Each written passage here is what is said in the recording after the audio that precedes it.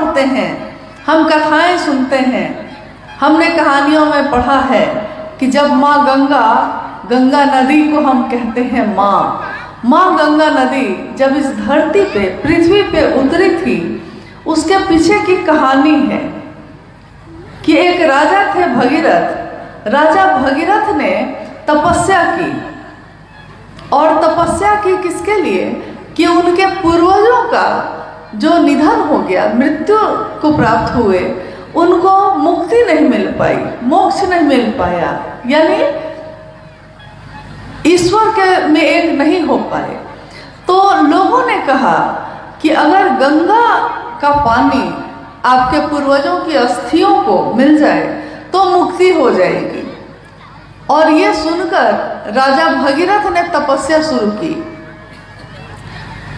कहानी है कि माँ गंगा प्रसन्न हुई और उन्होंने कहा कि मैं पृथ्वी पर उतरने के लिए तैयार हूँ, लेकिन पृथ्वी, कल्पना करिएगा आप अभी इस बात की कि पृथ्वी यानी धरती मेरे वेग को, मतलब मैं इतनी तेज गति से जो उतरूंगी इस धरती पे, तो ये धरती मेरे वेग को, मेरे प्रवाह को बर्दाश्त नहीं कर पाएगी, तो सारी पृथ्वी ही बह जाएगी। तो मैं उतरना तो चाह रही हूँ, तैयार भी हूँ, लेकिन उतरूं कैसे, क्योंकि पृथ्वी ही बह जाएगी। तब कहानी है कि राजा भगीरथ ने शिव की तपस्या की और निवेदन किया। जब शिव प्रकट हुए तो उनसे निवेदन किया कि ऐसा ऐसा मामला है प्रभु, और माँ गंगा तो उतरने को तैयार है, लेकिन कहती हैं कि मेरा तेज, मेरा प्रवाह धरती बर्दाश्त नहीं कर सकेगी। तो अब मैं क्या करूं? काम तो हुआ है लेकिन पूरा नहीं हुआ, अब क्या करूं? तो महादेव ने कहा कि अरे इतनी सी बात है, और कहानी है, कहानियां प्रतीक होती हैं, कहानियां सच भी होंगी, कहानियां कभी हमें कुछ सिखाती भी हैं। तो कहानी है कि महादेव ने अपनी जटाओं को खोला और गंगा को कहा कि उतरो, जितना वेग है, जितना तेज है, जितना प्रवाह है, उतने तेज के साथ उतरो। और शिव की जटाओं में इतनी तेज वाली गंगा कहाँ समाती चली गई पता ही नहीं चला। गंगा उतरी जा रही है, शिव की जटाओं में समाये जा रही है, और शिव ने फिर अपनी जटाओं को समेट लिया। मामला फिर फंस गया कि गंगा उतरी तो, लेकिन शिव की जटा में उतर गए, और शिव ने फिर से उसको बांध लिया है, यानी पृथ्वी पे तो अभी भी नहीं उतरी। अब फिर भगीरथ जी बैठे और उन्होंने कहा महादेव, अब जटा में ही सारी गंगा है, अब मेरे पूर्वजों का कल्याण कैसे होगा?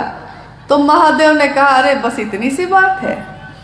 और कहते हैं कि महादेव ने अपनी एक तरफ की जटा थोड़ी सी हटाई, गंगा का पानी पतली धारा के रूप में वहां से निकला, और एकदम उसका सारा तेज शांत, सारा प्रवाह एकदम शांत, सारी गति एकदम सामान्य होकर धरती पे उतर गई।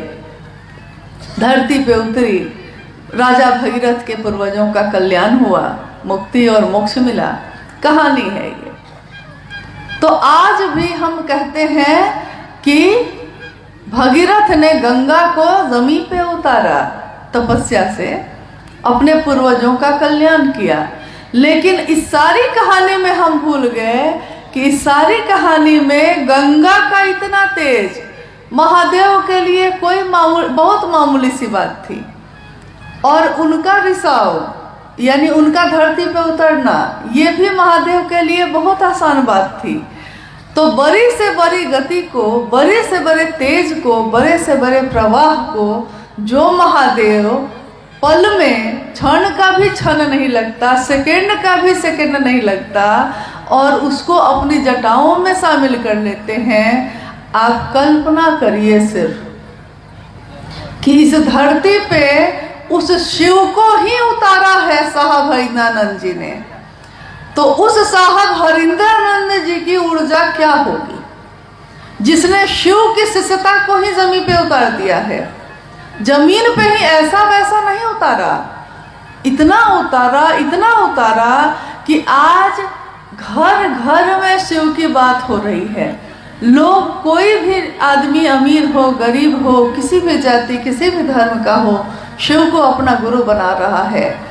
अब इससे कोई फर्क नहीं पड़ता कि वो कैसे जीता है, क्या खाता है, क्या पीता है, कैसे रहता है, कैसा जीवन जीता है। महादेव को इससे कोई फर्क नहीं पड़ता। महादेव सबके भाव को ग्रहण करते हैं। कहते हैं महादेव के पास हृदय की हुंडी ही स्वीकार होती है। हृदय की हुंडी मतलब हृदय ही वहाँ स्वीकार किया जाता है। सामान का वहाँ कोई मोल नहीं है। बड़ी